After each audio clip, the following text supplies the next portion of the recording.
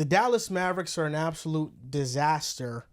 And I feel like we're seeing the first NBA franchise just crumble right before our eyes. They traded Luka Doncic, and maybe you could talk yourself into it being a worthwhile gamble, even though I think it's pretty hard to talk yourself into. It was one of the worst trades in NBA history.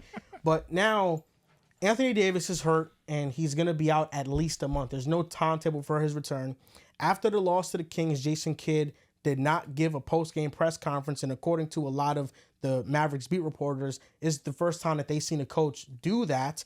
It just feels like in Dallas, everybody's not on the same page, and we saw fans that are actively protesting in the arena get escorted out by security. It just feels like right now the Mavericks are complete chaos. And I mean, this is the reaction that the front office had to know was going to happen after trading Luka Doncic, and just a whirlwind of things kind of just feels like karma coming back to the franchise for being disloyal to one of the most loyal superstars in the league right now. Yeah, it's tough. You just see a bunch of bad luck happening to a team that kind of, you already saw it this year, dealing with Luka's injury. Kyrie, PJ Washington, Daniel, Lively was in a boot. Yep. They've been dealing with constant nagging injuries. It kind of feels like this team never really we've seen them at full strength yet. And then you get AD, you make, your GM, whatever he is, should be on the street fired. He made the stupidest decision in sports history by trading his phenom for Anthony Davis. And Anthony Davis is a great player. Now, it's unfortunate that Anthony Davis has to be a part of the worst trade in NBA history. But now Anthony Davis comes and you get a little glimpse of, oh, wait a minute. It was dominant. We look, special. and that was without Lively. It looks like a movie. Non-contact injury to the groin. Now he's up for a month. It's tough. Granted, you have the All-Star break, so it gives you maybe a week and some change to help that month. But this is a team that's kind of already stuck in the mud. They're in the playoff race. You don't know what you can. Maybe you can get healthy, win the play-in, play Houston in the first round. That could be something that you can maybe steal away. We've seen, over the last couple years, you could be a 7th seed, 8th seed, potentially upset a first seed, a 2 seed. It's tough, but it can be done. And Dallas is one of those teams where if they're healthy, they're a really good team in the West. Oh yeah. It's just about getting healthy. I think this is, like you mentioned, this had to be what they expected. You see the protesting, you've seen people burning their jerseys, you've seen people, they're giving their tickets back, their season tickets. This has just been a travesty for Dallas fans, and I don't have any beef with Dallas fans, so there's, I don't really I feel bad for them because it's like organizations can't be this stupid. Chicago Bulls has been one of the stupidest organizations the past 10, 15 years. I don't think they would do some shit like this. They low-key let Michael Jordan walk. That was different. He retired. But because... Well, I said last 15 years, but yes, they did let Michael Jordan walk after winning 6. That's a difference. They didn't trade Michael Jordan at 25. Yeah, they didn't trade Michael in 1988 after he won MVP, You're DPOY. Right. You're right. That would have been like, what? I'm with you. So it's trading Luka, man, it's really a stupid-ass deal. And Dallas is just getting a bunch of bad luck after bad luck after bad luck, and I don't know when it's going to get better. No, I pray for Dallas fans. It really doesn't get as bad as this. You trade your superstar away. Anthony Davis comes in game 1, and he's playing like a superstar. We've seen Anthony Davis play like this all season, and right when you're starting to convince yourself, you're starting to, all right, maybe I can work with this. Max Christie's been playing awesome. Anthony Davis in his first game against Houston, who's been one of the best teams in the league this season, he looks dominant. He looks like he can't be stopped. And then in a blink of an eye, it's all over. I think you can't write a worse script than this for Dallas fans. And truly, Joel, your statement is 100% correct. How you can go from the cream of the crop, contenders, representing the Western Conference in the finals, to let's hope we make the play-in. Let's hope that we're good enough just to give ourselves a fighting chance at the end. Because if Anthony Davis needs surgery and he's out for the season's done. I'm not even thinking about the Dallas Mavericks rest of the season at all. Dallas fans have it worse than any other franchise because there is no team that has gone from we're legitimate threats to make the title, to win the title maybe, to are we even making the playoffs? Are we even going to be in an elimination type of situation in the play-in? To go from that to maybe we're a lottery team is ridiculous. And it's been unfortunate luck mixed with brain dead, painful painfully bad trades with what Nico Harrison did with trading away Luka Doncic. It sucks. It's horrible. Again, I say this with a Laker jersey on. I understand that I probably look like a hypocrite, but regardless, it's true. You don't need to not be a fan of the Lakers to understand that this was a pretty terrible, horrendous move. Yeah, and last night's game, too. I mean, that was a game against the Kings that they were up in the fourth quarter. They were up, I think, as much as 10 points, like halfway through. The Kings went to like this double big lineup with Valanciunas, and Sabonis was giving them some fits because Gafford got hurt in that game too. So you're out Gafford. He's out 2 or 3 Lively weeks. is, of course, out a couple of months. AD, like Dwight Powell, when he comes back, if he comes back after the All-Star break, and they played some guy named Kylor Kelly.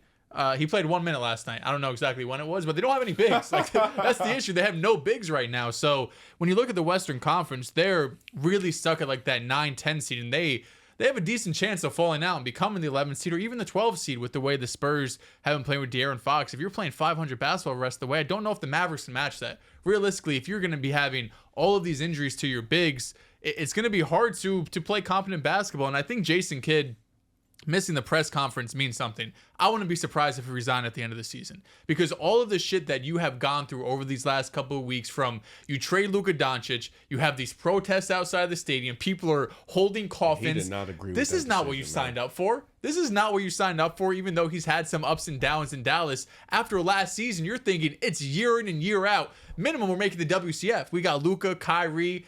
You bring in Najee Marshall this year, who's been fantastic. You got these bigs that have been working out so damn good. You're expecting year in and year out to be competing and making deep playoff runs. So I wouldn't be surprised if at the end of the season we see a big shakeup in the coaching staff, because it's a really feels like it's only going downhill from here on out. And even since they traded Luka, the first game after that, they played Cleveland. Tough matchup. They got blown the fuck out. The game after, they played the Sixers. Lost to the Sixers. Then they had back-to-back huge wins. They beat the Celtics in Boston. Then they beat Houston. That was the game with AD. And it's like, okay, like maybe we're building something here. And then you lost last night to the Kings. So, I mean, I know, of course... Winner. Yeah, game winner too, which was just brutal, because DeMar did some stupid shit, tried to take a layup instead of getting fouled, and then he hit the game winner stepping through a double team. That move was fire. Yeah, I mean, just a brutal way to lose, really brutal way. So I mean, obviously Dallas, a lot of Dallas fans don't even care about the wins and losses after the Luka trade, but now it just feels like it's only getting worse. And for an organization to be as good as they were a month ago, like if we would have done a GM ranking, Nico Harrison would have been in our top 10 comfortably. Maybe would have been in our top 5 with the moves he's made these last couple of years. The more I think about it, the more it makes me think there's something behind the scenes that we don't know, because like Nico's been a successful guy. Like he's an executive at Nike. You know what I mean? Like he's the top 1% businessman. He botched the Steph Curry interview. He did do that. We all have our moments. Called him He was part of that. He was part of that. I don't know if he was like the final decision maker, but he was part of it nonetheless. No, literally, the reason why he didn't get Steph, they said they spelled his name wrong. Yeah, I remember reading those. He called him Wardell.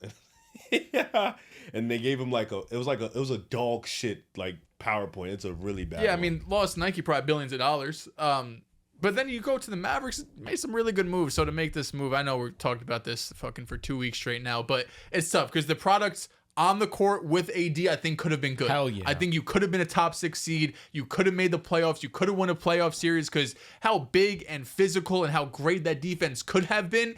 You would have caused some real trouble in the Western Conference with the size you'd be able to put out there. But now with AD out for a month, Lively out for multiple months, Gafford out for 2 to 3 weeks, it's going to be really, really hard to stay within the top even 10 spots in the Western Conference. Yeah, I think even if there was some animosity between Nico and Luka, you don't trade a player like Luka, and it does make you think about maybe things going on behind the scenes, because the governor of the Mavericks came out and he basically said, Shaq had conditioning issues, and he kind of threw a little bit of a jab at Luka. So maybe it's they didn't want to pay him, maybe it's they want to relocate. I don't know. It could be a lot of different reasons. But I feel like at this point where the Mavericks are, Jason Kidd, who knows what his long-term future is going to be. Kyrie Irving has a player option after this year. So if things are really a mess, he could leave as well. He has, free will to go wherever he wants. It kind of feels like the Mavericks, who own their 2025 first-round pick, the best option for them might be to just try to tank and get another franchise superstar. Like, honestly, like, that's the only thing you could do to save your franchise. Like, okay, maybe if we have all these injuries and we're going to be bad, let's try to not get the 13th, 14th, or 15th, 16th pick. Let's try to get within the top 10. Let me throw a monkey wrench in. Let's say they do start losing, right? Let's say they get the number 1 pick. Oh Christ. So they get Cooper Flag. Now we're talking about AD, Kyrie, and Cooper Flag. If Kyrie stays, but yes. Let's say he stays. Let's say they win a ring. Is Nico a genius? He got Cooper Flag. Cooper Flag looks like a demon. Is he the genius again? Now I'm not gonna lie. That'd be funny If as the shit. Mavericks, if they're in the lottery and let's say they have like the 7th best odds and they get the first pick, It's rigged. we know it's fixed 100%. We knew it was when Victor got him, Wemby yes. went to Spurs. Like, yeah. People get on me in the comments for saying that shit, but bro, I'm sorry. How? It's okay. Like, we get it. The Nobody's Pistons, Charlotte missing out on Wemby is ridiculous. So Pistons if didn't they get the let's say first pick. Kyrie leaves, you got the first pick. You're going Cooper or Dylan? I'd still go Cooper. Nah, I'll probably go Dylan. you got to take Cooper because you could still You have AD, Lively, Gafford. I'll go Dylan. you could play Cooper at the 3. I don't think he's a 3. I think he's a I don't think tweener. he's a 3 either, but you could play him at the 3. I'm good with Dill. I don't I mean, mind Dill. I love Dylan. Yeah, I think Dill could go 1. I'm cool with Dill. I think Dill right there.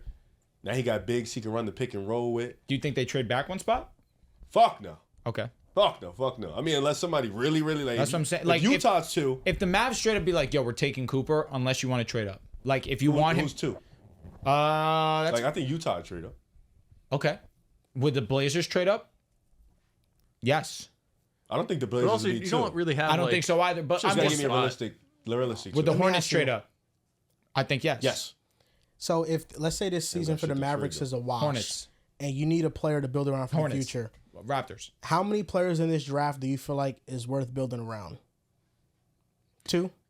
Just Dylan and Cooper? Based off, because you have to think, this is like the Luka backlash. So it's just 2. Like, I ain't about to sit here and build around VJ? fucking Jeremiah Fears because. Or Ace Bailey? Yeah, respect to them, but like, you have to give me. Fears is Arkansas? Fears is Oklahoma. Who am I thinking of Arkansas? Arkansas is Boogie Flant.